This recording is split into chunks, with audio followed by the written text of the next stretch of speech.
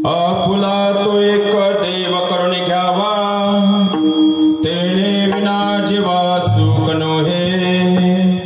एरती mic दुःखाची जनती, नाही अदियंती अवसानी. अविनाश करे आपुलिया ऐसे, लावे मना पिसे गोविंदाचे. एरती माईक दुःखाची जनती, नाही अदियंती अवसानी. तुका म्हणे का मरणेची सरे, उत्तमचे उरे कीर्ती मागे. एरती माईक दुःखाची जनती, नाही अदियंती अवसानी. विठ्ठल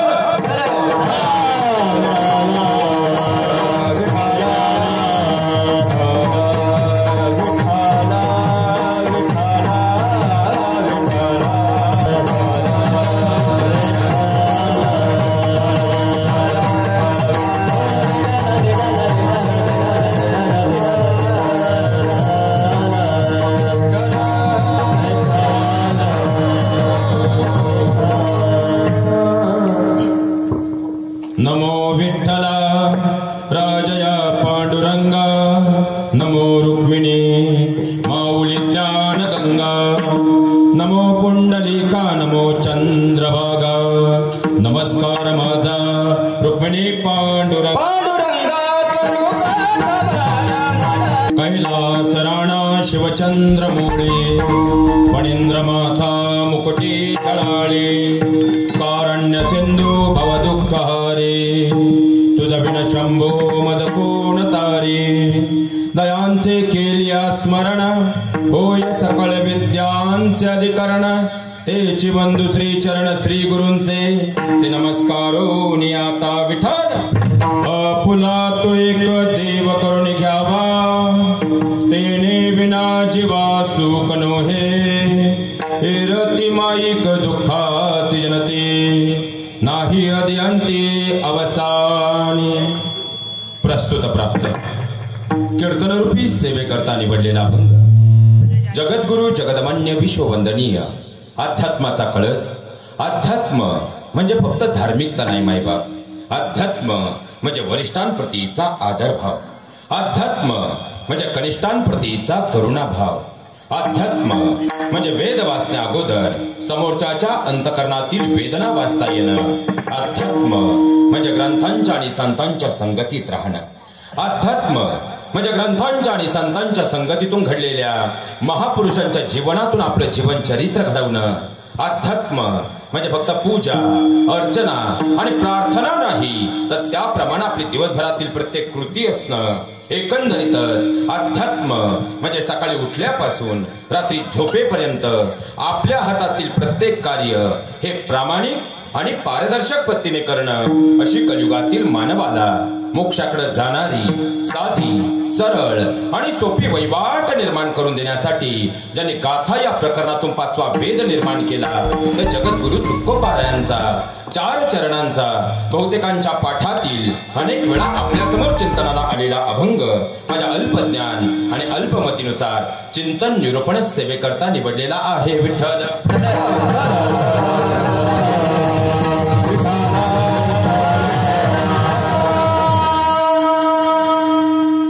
या अभंगावर माझ्या अल्पमतीनुसार चिंतनरूपी सेवा प्रस्तावित करत असताना प्रस्तावना द्यायची ती अशी. जवळपास 56 वर्षांची अखंड परंपरा म्हणजे सुरुवातीलाच एकदा जोरदार काढून टाळ्या समस्त ग्रामस्थांसाठी. कारण 56 वर्षांची अखंड परंपरा म्हणजे साधारणपणे 3 पिढ्यांचा संगम या ठिकाणी दाटलेला आहे. ही जी वयस्कर पिढी समोर बसलेली आहे, त्यांच्या घामाचे थेंब या मातीत मिसळलेले आहे. मध्ये जी मध्यमवर्गीय पिढी दिसते आहे, त्यांच्या विचारांचा गंध पुढच्या पिढीपर्यंत पोहोचलेला आहे. आणि आजूबाजूला जी तरुणाई आहे, त्यांच्या खऱ्या अर्थानं कर्तृत्वाचा गंध आज कळसरूपी दिसतो आहे. म्हणून तेवढी सुंदर पंढरी या ठिकाणी उतरलेली आहे. एकदा जोरदार काढून टाळ्या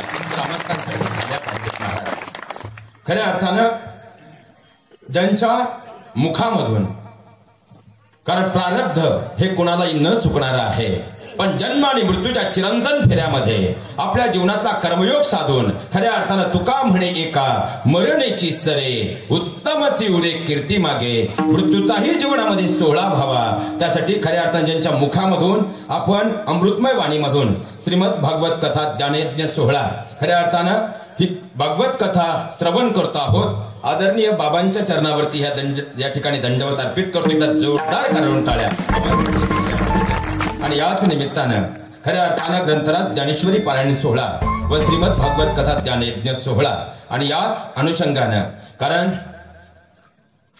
आळंदीमध्ये नाही तर उभ्या महाराष्ट्राचं वैभव असणारं आणि जर पाहिला गेलं महाराज तर बाबांच्या नावामध्येच कारण ज्या वेळेस जर आपण पाहिलं तर महाभारत सुरू होतं हे संबंध महाभारत ज्यांच्या मुखामधून धृतराष्ट्रांना ऐकलं ते म्हणजे खऱ्या अर्थानं पाहिला गेलं तो कोण आदरणीय बाबांचं नावही तेच आहे आणि खऱ्या अर्थानं पाहिलं तर जीवनामध्ये जगावं कसं कारण आळंदी देवाचीच नाही तर उभ्या महाराष्ट्रामध्ये ज्यांच्या लोकप्रियतेची छटा नवे नव्हत्या ज्यांच्या आध्यात्मिक विचारांचा वारसा व महाराष्ट्र अनुभवतो आहेत आदरणीय गुरुवर्य हरिभक्तपरायण उद्धव महाराज राखुंडे आळंदी देवाची बाबांच्या चरणावरती दंडवत अर्पित करतो त्याचप्रमाणे गुरुवर्य वैकुंठवासी हरिभक्तपरायण प्रातस्मरणीय मदन महाराज बियानी व प्रातस्मरणीय गुरुवर्य वैकुंठवासी हरिभक्तपरायण बापूसाहेब महाराज वालुरकर त्याचप्रमाणे वैकुंठवासी प्रातस्मरणीय गुरुवर्य हरिभक्तपरायण अवधूत गुरुजी संक्राळकर त्याप्रमाणे श्री गुरुवर्य हरिभक्तपरायण सेवाधारी पौळ बाबा माझ्या महाराष्ट्राचा हा शेतकरी माझ्या महाराष्ट्राचा हा वारकरी आणि धर्मावर संकटाला जो होता धार करी असेल ती चटणी भाकर खातात आपल्या शेतामध्ये नोकरीमध्ये राब राबतात पण ज्यावेळी नामयज्ञ सोहळ्याला उभे राहतात असा काही स्वर प्रतांबित करतात भगवान परमात्म्याला स्वतः ऐकावाच लागतो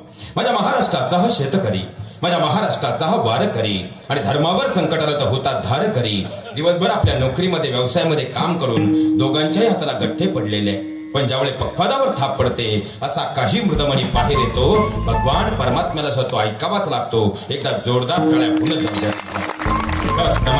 आपण सगळे जरी 2 तास या ठिकाणी असू तरी जाताना ज्यांची पुण्याची पिशवी अधिकची भरली जाणार आहेत आदरणीय आमचे विनेकरी बाबा आपणही चरणावरती या ठिकाणी दंडवत अर्पित करतो त्याचप्रमाणे खऱ्या अर्थानं भक्ती परंपरेमध्ये ज्यांच्याशिवाय सरस्वती मातेचं आगमन होऊ शकत नाही आणि जे देवांचेही महादेव ज्यांच्याशिवाय खऱ्या अर्थानं नामसंकीर्तनाला अर्थ हा शब्द प्राप्त होत नाही आदरणीय आमची सगळी टाळकरी मंडळी एकदा जोरदार काढून टाळ्या या सगळ्यांसाठी त्याचप्रमाणे वारकरी संप्रदायाच्या विचारांची धुरा जी खऱ्या अर्थानं संत परंपरेनं या जगाच्या पाठीवर पोचवली रुजवली आणि खऱ्या अर्थानं त्यातून संस्कारांचा अमृतवेल बहरवला हीच परंपरा आजच्या काळात मीडियाच्या माध्यमातून जगाच्या पाठीवरती पोहोचवण्याचं कार्य करणारे गजर कीर्तनाचा एकदा दादांसाठी जोरदार टाळ्या झाल्या तुम्ही म्हणाल महाराज तुम्ही बोलायला लागलेले 5.5 मिनिटं झाले आणि 5.5 मिनिटापासून आम्हाला नुसत्या टाळ्याच वाजवायला लावल्या तरी एकदा अपेक्षा सावरगावकर जोरदार टाळ्या होऊनच झाल्या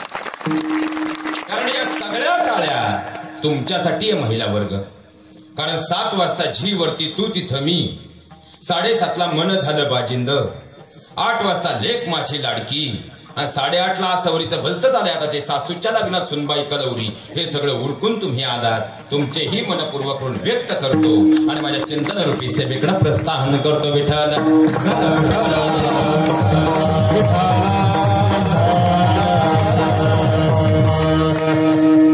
लक्षात घ्या महाराज अभंगाच्या गुह्य चिंतनामध्ये प्रवेश करत असताना आपला सप्ताह मध्यान्ह स्वरूपामध्ये आहे म्हणून सुरुवातीला एक प्रश्न आहे आणि या प्रश्नाची उकल केल्याशिवाय अभंगाच्या गुह्य चिंतनामध्ये प्रवेश करणं अयोग्य ठरणार आहे पहिला प्रश्न असा आहे इसवी सन 1200च्या कालखंडापासून आपल्याकडे कथा कीर्तन आणि नामयज्ञ सोहळे सुरू आहेत पण सध्याचा 2 वर्षांचा काळ पाहिला तर कोरोना आला आणि गाडीपेक्षाही अधिक वेगाने धावणारा माणूस मात्र गाडीचा हँडब्रेक ओढावा असा स्तब्ध होऊन घरात बसला आताही 2 महिन्यापूर्वी ओमिक्रॉन आला होता पण सगळ्या सावरगावकरांनी ठरवलंच होतं घरी खुकून मरून पण हॉस्पिटलला जायचं नाही त्यामुळे कोरोना आला तसा माघारी गेला पण सध्याही ओमिक्रॉनची लहर आहे असं म्हटलं जातं मग अशी जर कोरोनाची परिस्थिती आहे तरीही आज तुम्हाला आणि मला एवढ्या सुंदर कीर्तन सोहळ्याची आणि एवढ्या सुंदर पंढरीची गरज का आहे लक्षात घ्या महाराज या सृष्टीमध्ये 84 लक्ष योनी आहे पण वास्तव जीवन हे फक्त मनुष्याला मिळालेलं आहे पण जगावं कसं हे मात्र समजलेलं तुम्ही बोलत चला. समजलेलं नाही, कारण 84 लक्ष योनीमध्ये प्रत्येक योनी आडवी आहे महाराज, पण चालायला सरळ आहे. आणि एवढा एकच सरळ आहे, पण चालायला आडवाय. माणसानं कसं जगावं आणि जगणं संपलं की कसं मरावं हे शिकवण्याचं जे कार्य करतं ते कीर्तन असतं. या पुढे जाऊन सांगू का, एखाद्यानं एखादा गुन्हा केला तर त्याला शिक्षा म्हणजे शासन करणारी जी व्यवस्था आहे, जी यंत्रणा आहे, ती यंत्रणा म्हणजे शासन यंत्रणा. पण त्याच्या मनात तो गुन्हा करण्याचा विचारच येऊ नये म्हणून त्याच्यावर संस्कार बिंबवणारी जी व्यवस्था आहे ती व्यवस्था म्हणजे संस्कार व्यवस्था. आणखी सोपं करून सांगू का, गुड्डी गड्ड्यासोबत पळून गेली तर तिला शोधून आणणारी जी व्यवस्था आहे ती व्यवस्था म्हणजे शासन व्यवस्था. पण आमच्या मुलांच्या मनात असे वाईट विचार येऊच नये म्हणून त्यांच्यावर संस्कार बिंबवणारी जी व्यवस्था आहे ती व्यवस्था म्हणजे संस्कार व्यवस्था. देह हे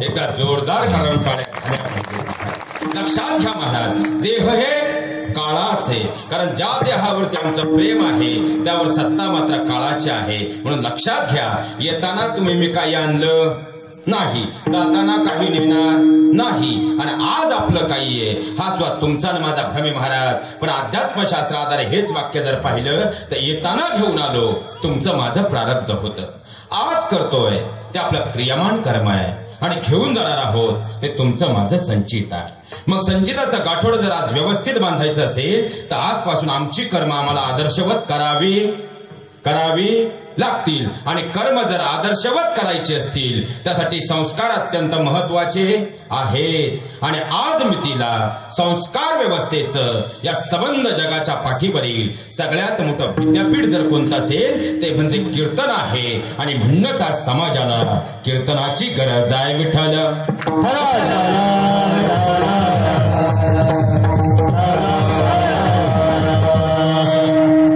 लक्षात घ्या महाराज, या अभंगाद्वारे जगद्गुरु तुकोबाराय तुम्हा आम्हाला तो भगवान परमात्मा आपलासा करण्याचा उपदेश करतात. पण तुकोबाराय, आम्ही कलियुगातील जडजीव इतके स्वार्थी आहोत, आम्ही आमच्या फायद्याशिवाय कोणतीच गोष्ट करत नाही. सप्ताला जर जेवण असेल तर आम्ही मांडवात बसायलाही जागा ठेवणार नाही. पण कोरोनामुळे महाप्रसाद नसेल तर 9 ते 11 50ही राहू की नाही खात्री देता येत नाही. आम्ही एवढे स्वार्थी आहोत, आम्ही आमच्या फायद्याशिवाय कोणतीच गोष्ट करत नाही. मग तुम्ही आम्हाला उपदेश करताय की तो भगवान परमात्मा आपलासा करून घ्या, पण महाराज आमचा काही फायदा? तुकोबाराय सांगतात, कानाचे पडदे उघडे ठेवून ऐका. मनुष्य जन्माला आल्यापासून मृत्यूपर्यंत प्रत्येकाची धडपड सुखासाठी चाललेली आहे. मनुष्य दिवसाची रात्र करतो, रात्रीचा दिवस करतो, हाडाची काढ करून रक्ताचं पाणी करून पैसा कमवतो. कशासाठी? महाराजांना देण्यासाठी. कशासाठी? सुखासाठी. सुखासाठी बंगला बांधला. 58 वर्ष फाटकी लुंगी लावून तुम्ही जालना, परभणी, मुंबई, पुण्यात नोकरी केली आणि 58ला रिटायर होऊन पीएफचे 5-50 लाख घेऊन तुम्ही गावात आले. आता प्रत्येक गावात एक टोळी आली. सावरगाव मध्ये आहे का नाही माहित नाही, पण कोणी रिटायरमेंट नंतर 5-50 लाख घेऊन गावात येऊ द्या, त्याला मोकळं केल्याशिवाय ही टोळी सोडित नाही. या रावसाहेब, बसा रावसाहेब, तुमच्यासारखा माणूस 4 गावात नाही रावसाहेब. फुगला रावसाहेब, मारली कुदळ, गेले 25. 2च वर्ष गेले. तुमच्यासारखा माणूस तालुक्यात नाही रावसाहेब. थोडीशी गरज आहे द्या रावसाहेब. पुढचे 2 वर्ष गेले, मोकळा रावसाहेब. 25 लाख बंगल्यात गेले, 25 लाख पाहुण्या रावळ्यांनी बरोबर जिरावले, तुम्ही झाले मोकळे. महाराज, हे माझं वाक्य नाही. अहो, दारावरच्या कुत्र्याला जर 2 दिवस भाकर मिळाली नाही तर तेही राहा. महाराज म्हणतात, हे जग दिल्या घेत हे काळीचे नाही.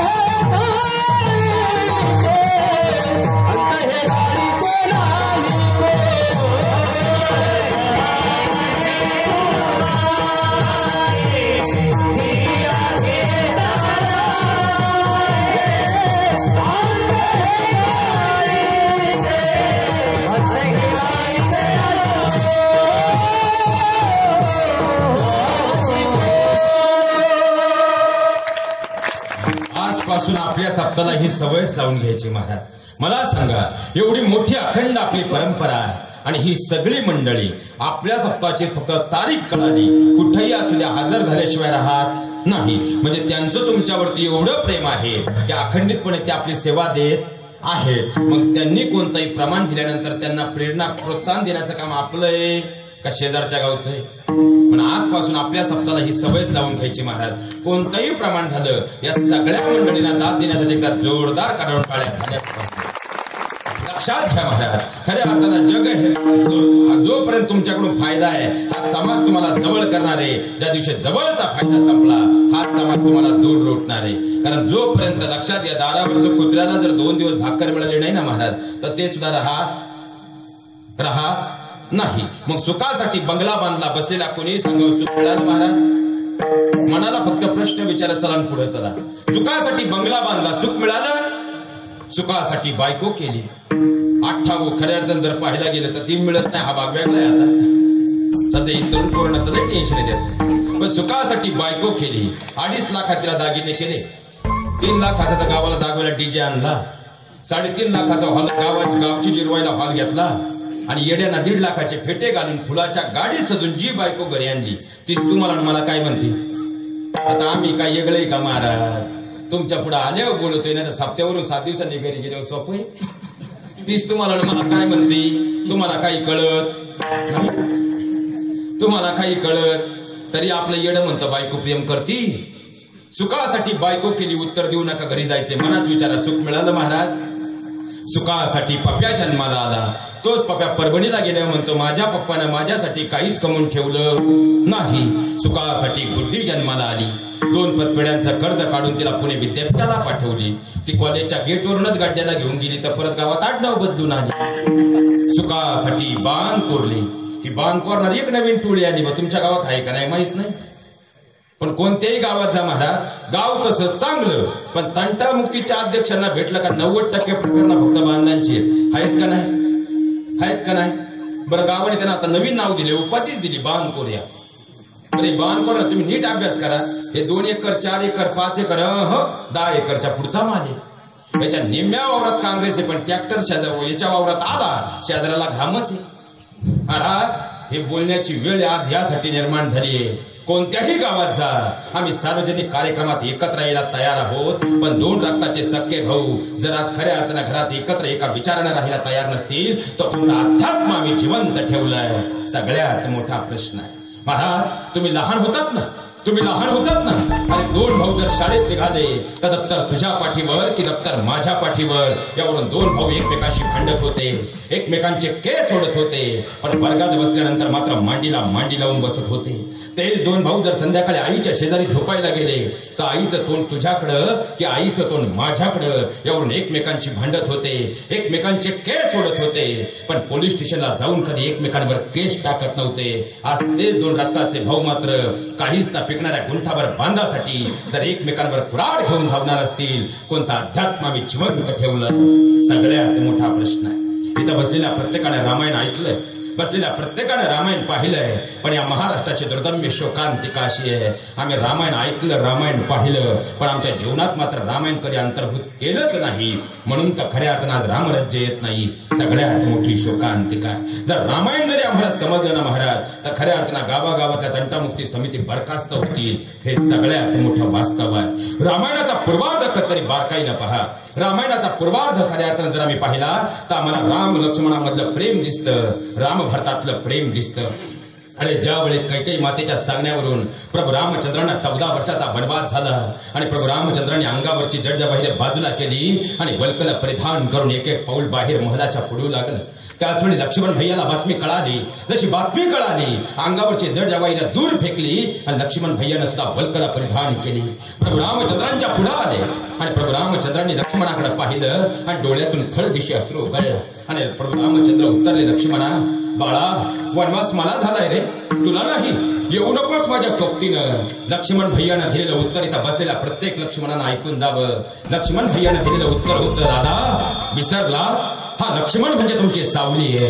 जिथं जिथं फुलं असतील तर तुम्ही पुढे असाल, आणि जिथं जिथं काटे असतील हा लक्ष्मण पुढे असेल. असे जर आपण सोबतीनं चाललो 14 वर्षाचा वनवास सुद्धा स्वर्गमय होईल. हा रामायणाचा पूर्वार्ध आहे. आणि याच रामायणाचा उत्तरार्ध पहा. वाली आणि सुग्रीवात निर्माण झालेला विसंवाद असेल, किंवा खऱ्या अर्थानं रावण आणि विभीषणामध्ये निर्माण झालेला लालसा असेल. लंका सोन्याची होती, पण खऱ्या अर्थानं भाऊ भावाच्या विरोधात उभे ठाकला. सोन्याची लंका सुद्धा मातीमोल झाली आणि प्रभू रामचंद्रांना 14 वर्षाचा वनवास झाला, पण भाऊ सोबतीला होता.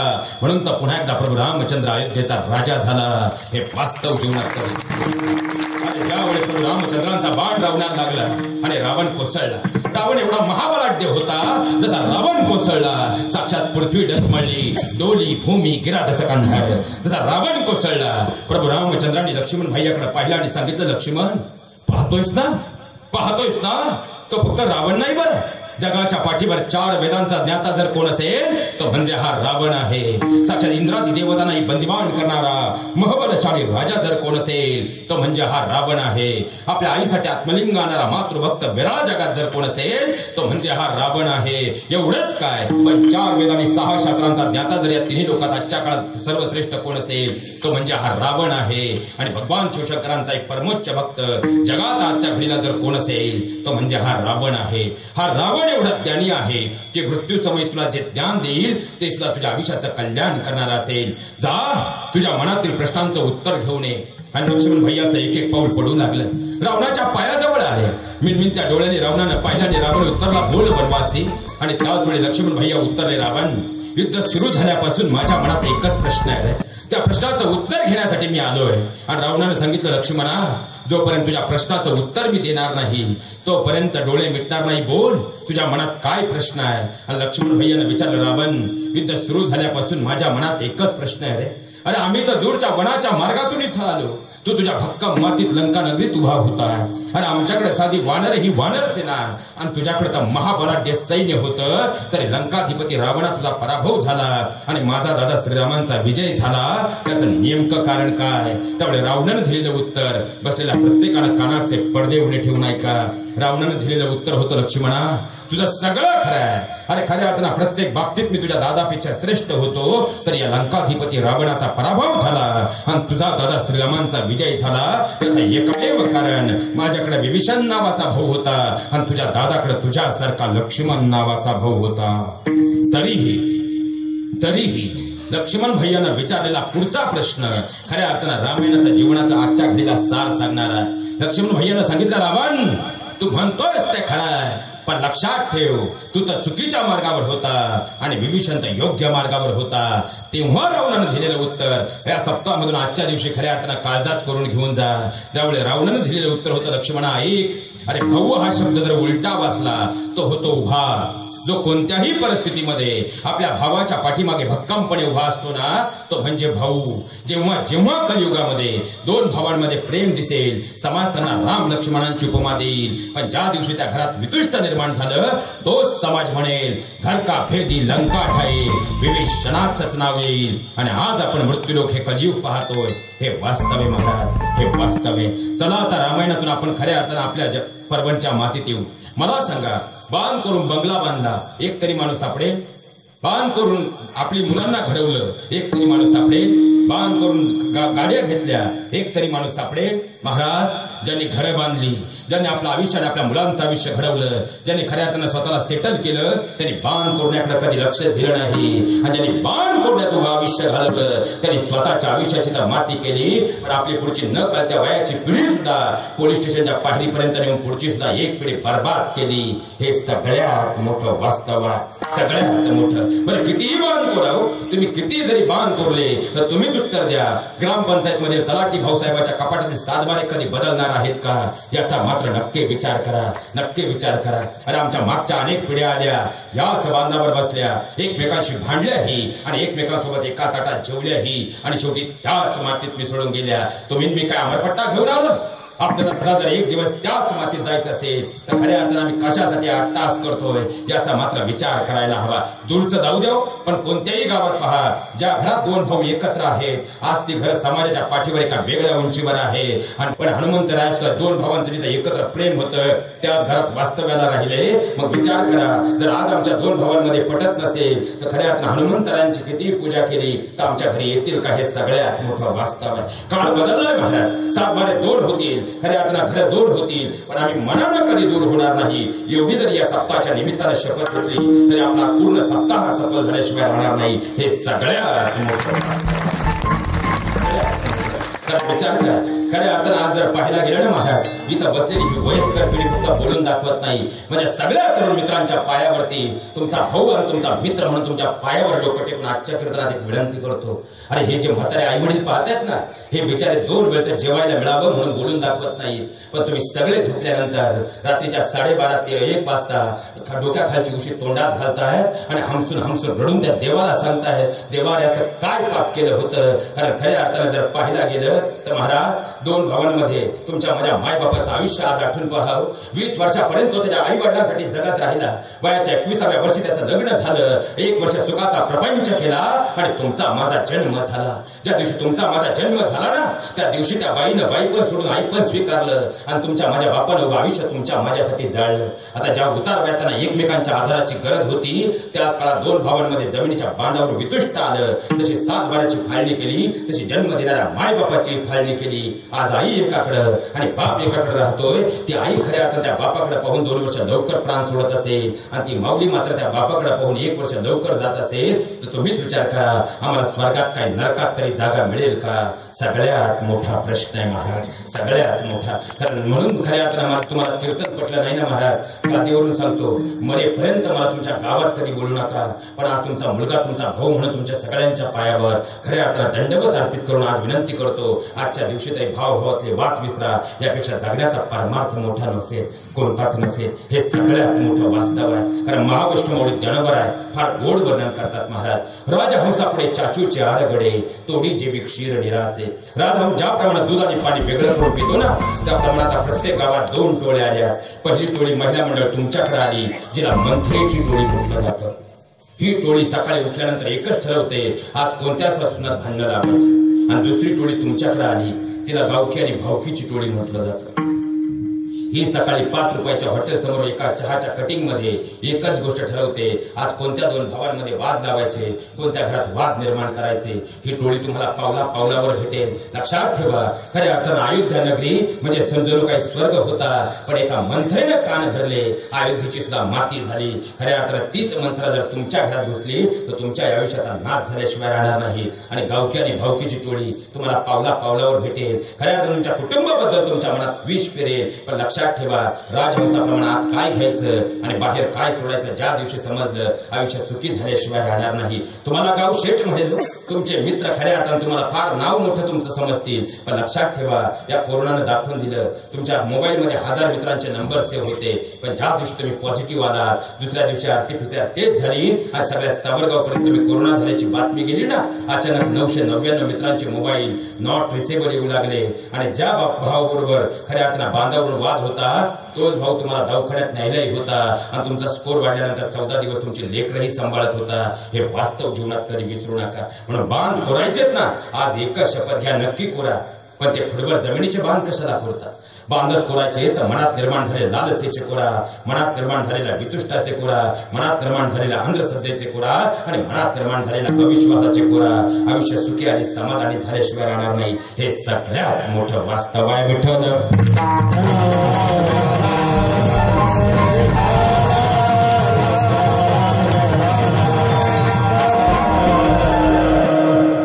लक्षात घ्या महाराज, सुखासाठी बांध कोरले, सुखासाठी बंगला बांधला, सुखासाठी लग्न झालं, सुखासाठी मुलंही झाली, पण बसलेल्या प्रत्येकाने विचार करावा, ज्या प्रपंचामध्ये आम्ही गुरफटलेलो आहोत, या प्रपंचातून खरंच आम्हाला सुख आणि समाधान मिळालं का? सुख नाही मोठे आले संसारा, सुख नाही मोठे आले संसारा,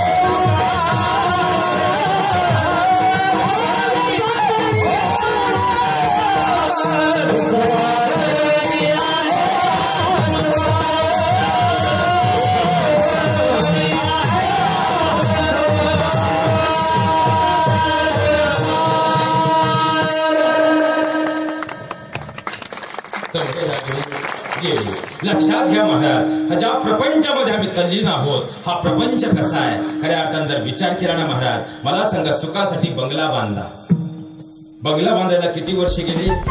कलर मारायला आपल्याला 4 वर्ष लागले, तुम्ही बंगला बांधायला 50 वर्ष लागले. पण तो बांधला कोणासाठी? आपल्यासाठी का पोरासाठी? खरं बोला, तुमच्यासाठी तुम्ही बांधला नाही, मुलासाठी बांधला. मग तो म्हणेल का आपला पप्पा गेल्यानंतर आपण आंघोळ बेडरूम मध्ये घालू?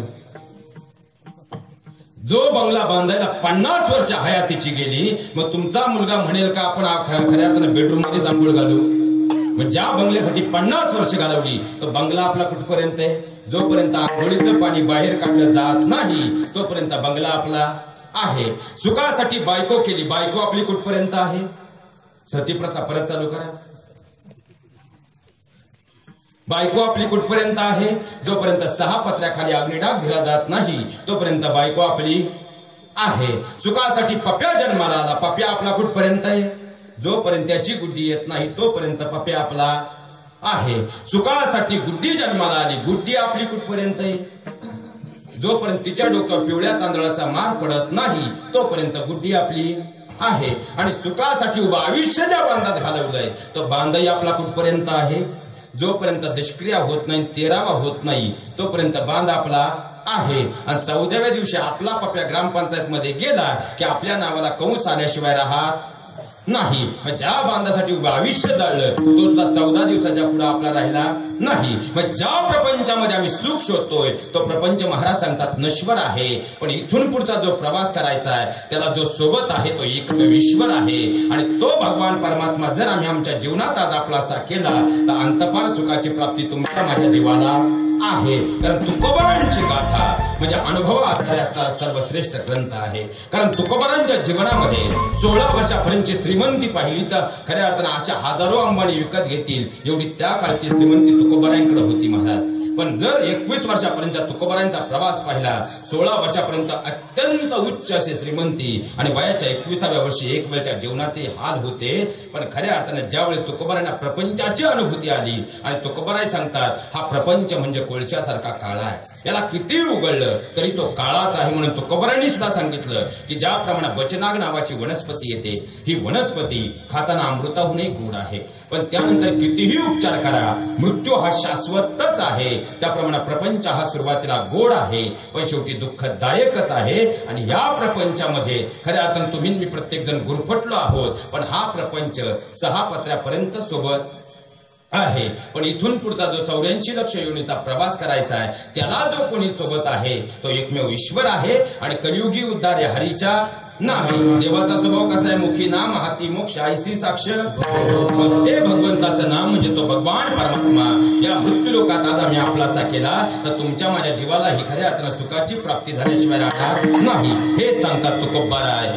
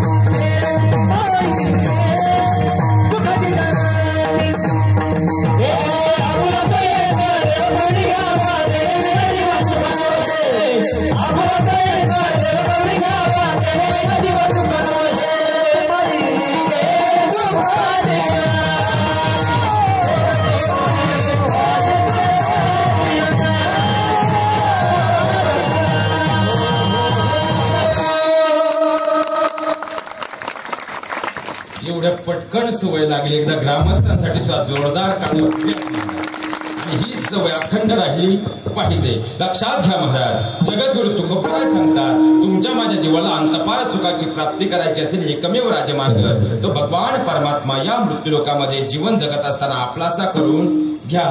पण तुम्ही मी एवढे सोपे का महाराज? कारण तेच सुख जे भगवंताच्या चरणात आहे ते सुख तुम्ही मी आज प्रपंचात शोधतोय आणि तेच सुख बसलेला प्रत्येक जण माझ्यासह संसारामध्ये शोधतोय. आणि आपला प्रपंच कसा आहे? खऱ्या अर्थानं तो प्रपंच दुःखदायक आहे. म्हणून तर तुकोबाराय म्हणतात, संसाराच्या नावे घालून या आम्ही संसाराला मुठमाती दिली. मग तुकोबाराय आजच्या सावरगावच्या मातीमध्ये आमच्या मनात एक प्रश्न असा निर्माण झाला की तुम्ही जर म्हणताय प्रपंच दुःख मूळ आहे, तुम्ही जर म्हणताय प्रपंच दुःख देणारा आहे, तर जेव्हा जेव्हा मी संत चरित्राचा अभ्यास करतो आम्हाला एक गोष्ट जाणवते की तुमच्यासह आदी संतांनी हा प्रपंच केलेला आहे. मग तुमचं हे बोलणं या ठिकाणी उपरोधिक होत नाही का? तुमचं हे बोलणं या ठिकाणी दुटप्पीपणाचं वाटत नाही का? लक्षात घ्या महाराज, तुकोबारायला उत्तर देताना शास्त्राचा आधार घेतात. कारण अध्यात्मशास्त्र आधारे प्रपंचाचेही 2 प्रकार पडतात. प्रपंचाच्या मुळी असे 2 अंग, एक सकाम तुझ्या निष्काम. प्रपंचाचेही 2 प्रकार आहेत, एक म्हणजे सकाम प्रपंच आणि दुसरा म्हणजे निष्काम प्रपंच. सकाम प्रपंच या शब्दाची व्याप्ती आहे स्वतःच्या स्वार्थासाठी केलेलं कर्म किंवा केलेला प्रपंच, आणि निष्काम प्रपंच या शब्दाची व्याप्ती आहे स्वतःच्या स्वार्थाविरहित केलेलं कर्म किंवा केलेला प्रपंच. आपला प्रपंच, आपला पप्या, आपली बुद्धी आणि आपल्या बायकोच्या पुढे जात नाही. म्हणून 10 किलो तांदूळ आणि 15 किलो गहू रेशन कार्ड सोडून आपलं नाव कुठंच आढळलं नाही. पण संतांनी केला, महापुरुषांनी केला, तो जगाचा प्रपंच होता म्हणून त्यांची नावं इतिहासात. प्रपंच केला दामाजी शेटनं म्हणून तर नामदेवरायांसारखा पुत्र घडवला मायबाप. प्रपंच केला माझ्या विठ्ठलपंत आणि रुक्मिणी मातेनं म्हणून तर वेदांचा ज्ञाता असणारे गणबराय घडले मायबाप. अहो प्रपंच केला माझे कणकाई माऊल्याने बोल्लोबांनी, म्हणून तर 5वा वेद निर्माण करणारे तुकोबराय घडले माय बाप. आणि प्रपंच केला मा साहेब जिजाऊ आणि शहाजीराजांनी, म्हणून तर लोक कल्याणकारी स्वराज्य निर्माण करणारे शिवराय घडले माय बाप. या महापुरुषांनी आपला प्रपंच असा केला, आपली लेकरं अशी घडवली, ज्या लेकरांनी समाज घडवला. आपली लेकरं महिला मंडळ, आपली लेकरं. आता लेकरांचं काय घेऊन बसले महाराज, आईच दर रविवारी ब्युटी पार्लरला आहे, काय गुड्डी कुंच्या रिचापेक्षा करता. बरं आपल्यालाही बोलून काय करायचे, बघ तिला राग येतो, ॲब्रो करते ॲब्रो. हे ॲब्रो काहून करीत असो, हे घरात घुसताना दरवाजाच्या फुटीत अडकत्या का माहेरा जाताना इष्टीच्या दरवाजात गुतत्या. पण आईच दर रविवारी पार्लरला असेल, गुड्डी कुंज हरीच्यापेक्षा काय करता. बरं एखादी ताई म्हटली महाराज तुम्ही तर असं का बोलले, ह्या पुरावा हे तर वडील जे जे करती तया नाम. आज आमचा मुलगा जर आम्हाला उलट बोलत असेल ना, का तरी त्यानंही त्याच्या आजोबांना तुम्ही उलट बोलताना नक्कीच ऐकलं असेल. जाऊ द्या महिला वर्ग, मी तुमच्या मुलासारखा आहे, मुलगा म्हणून खऱ्या अर्थानं तुमच्याशी संवाद साधण्याचा प्रयत्न करतो. तुमचा भाऊ आणि तुमचा मुलगा म्हणून कानाचे पडदे उडे ठेवून ऐकावं ही मात्र अपेक्षा. कारण वैदिक काळापासूनचा जर आम्ही अभ्यास केला तर वैदिक काळापासून विश्वाचं सार सामावलेला आई हा शब्द जन्मदातीला लागू पडायचा. आता काळ बदलला महाराज, आईची मम्मी, मम्मीचा मम्मा आणि मम्माचा मॉम कधी झाला आमचं आम्हालाच कळलं नाही. आज टॉप जीनच्या काळात आईचा पदर हरवलाय, म्हणून तर गदर झालाय आणि नवीन पिढीत बदल झालाय. अरे मुलांवरती पहिलं गर्भसंस्कार हे आईच्या उदरात होतं.